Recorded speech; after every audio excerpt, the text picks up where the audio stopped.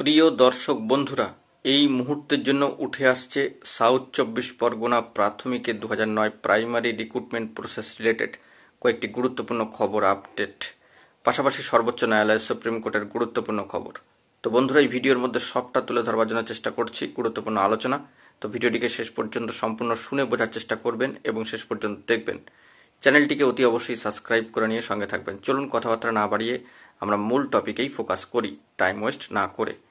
বন্ধুরা, যে বিষয়টি জানা যাচ্ছে যে আগামী 13/5/2025 সর্বোচ্চ ন্যায়ালয় সুপ্রিম কোর্টে গুরুত্বপূর্ণ সাউথ 24 পরগনা প্রাথমিকে 2009 প্রাইমারি রিক্রুটমেন্ট প্রসেস রিলেটেড গুরুত্বপূর্ণ এসএলপি কিন্তু রয়েছে এবং সেই মর্মে মামলার স্ট্যাটাসে যদি সিএল নাম্বার চলে আসে তবে মামলার অবস্থান সহ উক্ত দিনের মামলার স্ট্যাটাস স্বাভাবিকভাবেই সকলের কাছে স্পষ্ট হয়ে যাবে।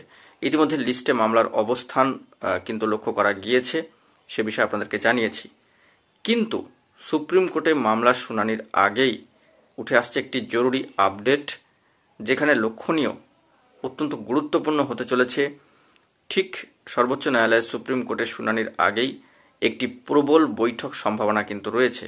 প্রশাসনিক মহল সূত্রে যে বার্তা এবং সেই সূত্র ধরে বিভিন্ন বঞ্চিত চাকরি প্রার্থীদের সংগঠনের তরফ থেকে উল্লেখযোগ্য সদস্য প্রতিনিধিরা তাদের অবস্থান সহ এই বৈঠক হওয়ার কিন্তু সম্ভাবনা রয়েছে।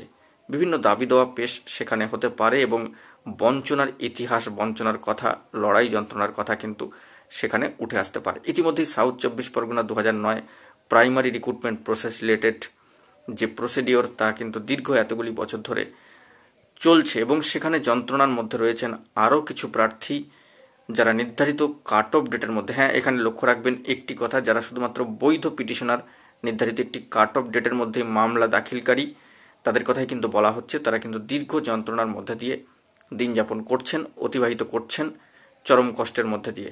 তো তাদের সেই যন্ত্রণার মুক্তির ঘটানোর ক্ষেত্রে এই বৈঠক বা এই যে প্রবল বৈঠক সম্ভাবনার একটা ইঙ্গিত উঠে আসছে, তাতে আলোচ্য হয়ে ওঠে কিনা দীর্ঘ এতগুলি বছরের যন্ত্রণার মুক্তি ঘটাতে বৈঠকে, সেই সম্ভাব্য বৈঠকে এই প্রস্তাব উত্থাপিত হয় কিনা এবং 13/5-কে পাখির চোখ করে এই মামলার নিষ্পত্তির লক্ষ্যে এগিয়ে যাওয়া হয় কিনা, সেইটি এখন দেখার বিষয়। যে প্রবল বৈঠক সম্ভাবনার যে বার্তা উঠে এসছে তাতে এই দাবি পেশ হয় কিনা, কারণ যে সমস্ত বৈধ পিটিশনাররা নির্ধারিত কাট অফ ডেটের মধ্যে মামলা দাখিল করেছেন, পিটিশন ফাইল করেছেন, তারা দীর্ঘ বেশ কয়েক বছর ধরে কিন্তু লড়াই যন্ত্রণার সঙ্গে এগিয়ে চলেছেন, বিভিন্ন আন্দোলন কর্মসূচি পালন করেছেন।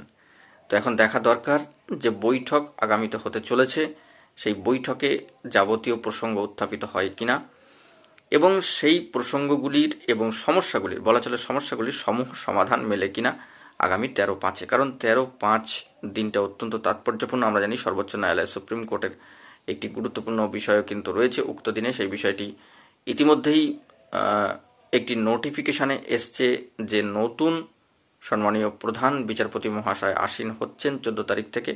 তার আগে বর্তমান সম্মানীয় প্রধান বিচারপতি মহাশয়ের অবসর গ্রহণের একটা দিনক্ষণও কিন্তু থাকছে। তো সব মিলিয়ে বলা যেতে পারে 13/5-এর ডেডলাইনটা একটা পাখির চোখ, সব কিছু মিলিয়ে।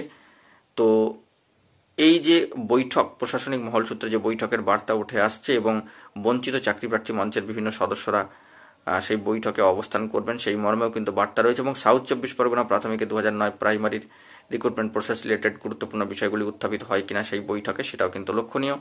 এবং সেখানে সম্মানীয় দেবাশিস বিশ্বাসের উপস্থিতিও কতটা তীব্র হয় সেটা দেখার বিষয় এবং তিনি কি উত্থাপন করছেন না করছেন সেটাও কিন্তু অত্যন্ত গুরুত্বপূর্ণ হতে চলেছে। সমস্ত বিষয় যদি সার্বিক নিষ্পত্তির লক্ষ্যে সেই বৈঠক, যে সম্ভাবনাময় বৈঠকের কথা উল্লেখ করা হচ্ছে, সেখানে উত্থাপিত হয় এবং তার পরবর্তী ক্ষেত্রে 13/5-এ যদি এফেক্ট আসে তবেই কিন্তু সকলের জন্য একটা মঙ্গলকর কিছু ঘটবার সম্ভাবনা থাকবে, এমনটাই আমরা আশা রাখছি। এবার সুপ্রিম কোর্টের বিচার্য বিষয় এবং কোর্ট প্রসিডিওরের মধ্যে বিষয়টি রয়েছে, তাই অগ্রিম কিছু কিন্তু বলা মুশকিল। পাখির চোখ আমাদের 13/5 অবশ্যই হয়ে থাকবে এবং প্রবল সম্ভাবনাময় যে বৈঠকের কথাটি উল্লেখিত হচ্ছে সেইটিও কিন্তু আমাদের ফোকাসে থাকবে। তো দেখা যাক পরবর্তী ক্ষেত্রে কি আপডেট উঠে আসে। এখন এটুকুই, ভালো থাকবেন, চ্যানেলটিকে অতি অবশ্যই সাবস্ক্রাইব করে রাখবেন জরুরি আপডেটগুলি পাওয়ার জন্য। ধন্যবাদ।